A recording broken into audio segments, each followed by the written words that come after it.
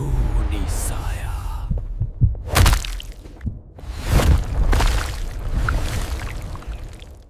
रात के 10 बजे थे।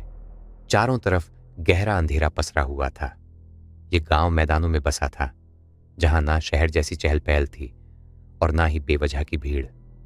राहुल पिछले कई दिनों से इस गांव में फोटोग्राफी के सिलसिले में रह रहा था। वह एक बुजुर्ग दंपति के घर ठहरा हुआ था, जो गांव में ही एक छोटा सा ढाबा चलाते थे।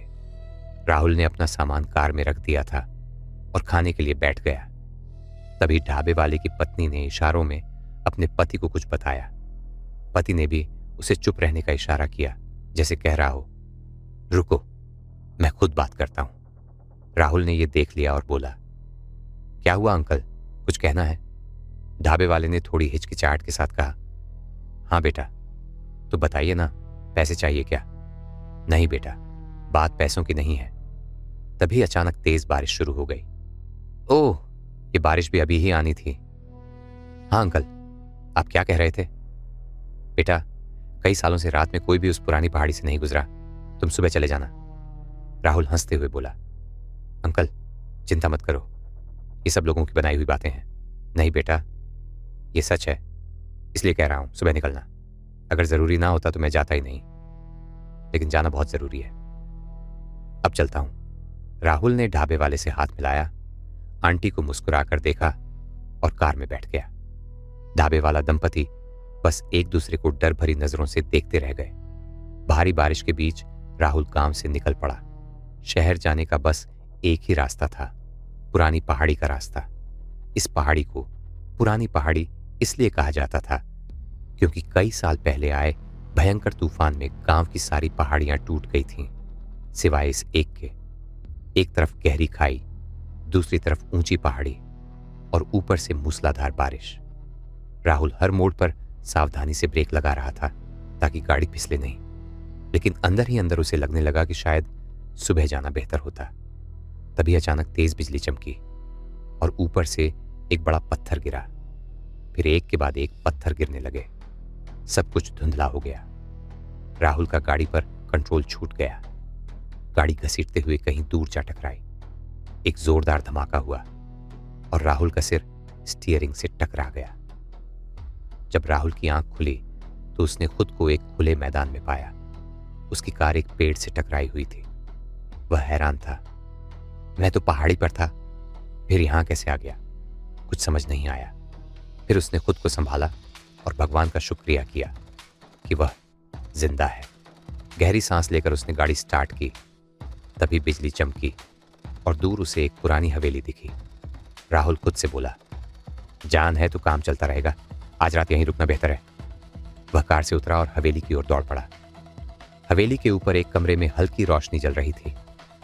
बाकी पूरा मकान सुनसान था, जैसे सदियों से कोई वहां नहीं रहता। राहुल ने दरवाजा खटखटाया। कोई है? मैं मुसाफिर हूं, रात बिताने के लिए मदद चाहिए। कोई जवाब नहीं आया। जैसे ही वह वापस मुड़ा, अचानक पायल की आवाज आई। पहले तो उसे लगा भ्रम है, लेकिन फिर वही आवाज दोबारा आई। कौन है अंदर? राहुल ने जोर से पूछा। अंदर से एक मधुर आवाज आई, जी रुको, अभी आती हूं। राहुल उस आवाज में जैसे खो गया। उसने दरवाजे की दरार से झांक कर देखा। सीढ़ियों से एक लड़की मोमबत्ती लेकर नीचे आ रही थी। उसकी खूबसूरती ऐसी थी कि राहुल की सांसें थम गईं, जैसे कोई परी हो। सफेद शरीर पर लाल गाउन। दरवाजा खुला। राहुल उसे देखता रह गया। लड़की मुस्कुराई।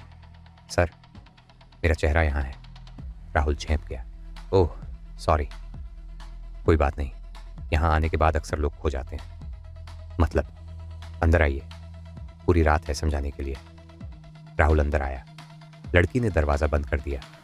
बारिश की हवा से वह खुद भी भीग गई थी। राहुल बोला, आप भीग गई, आपसे ज्यादा नहीं।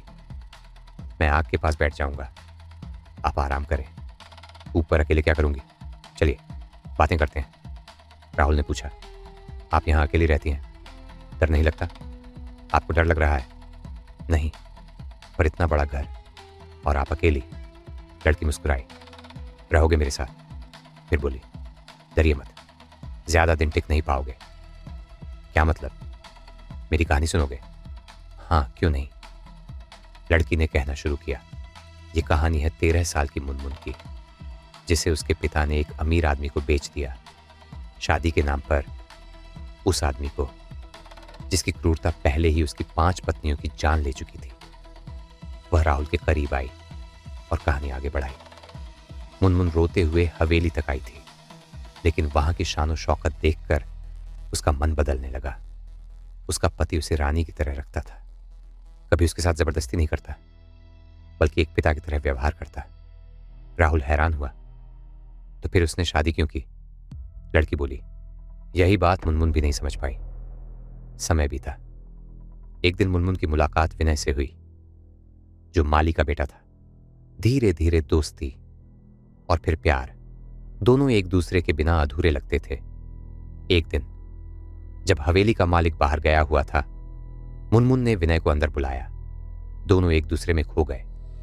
तभी अचानक दरवाजे पर मालिक लौट आया। उसने दोनों को साथ देखा, गुस्से में चीख उठा। माली और ड्राइवर भी आ गए। माली अपने बेटे की जान की भीख मांगने लगा, लेकिन मालिक कुछ नहीं बोला, बस मुनमुन को आंसुओं से देखता रहा। तभी विनय ने कहा, हमने कुछ गलत नहीं किया। इतना सुनते ही मालिक गुस्से में पागल हो गया। उसने अपनी कमर से पिस्तौल निकाली और सबके सामने माली को गोली मार दी। अब सवाल यह है, उसने माली को क्यों मारा? विनय और मुनमुन का क्या हुआ? और ये कहानी सुनाने वाली लड़की कौन है? अगर चाहो तो मैं इसका अगला पार्ट और भी ज्यादा डरावना और ट्विस्ट के साथ बना दूं। अगर आपको ये डरावनी कहानी पसंद आई हो तो वीडियो को लाइक जरूर करें, और ऐसे ही रहस्यमयी और खौफनाक कहानियों के लिए चैनल को सब्सक्राइब करना ना भूलें। आपका एक लाइक और सब्सक्राइब हमें और भी ऐसी कहानियां लाने की ताकत देता है। धन्यवाद दोस्तों। मिलते हैं अगली और भी डरावनी कहानी में।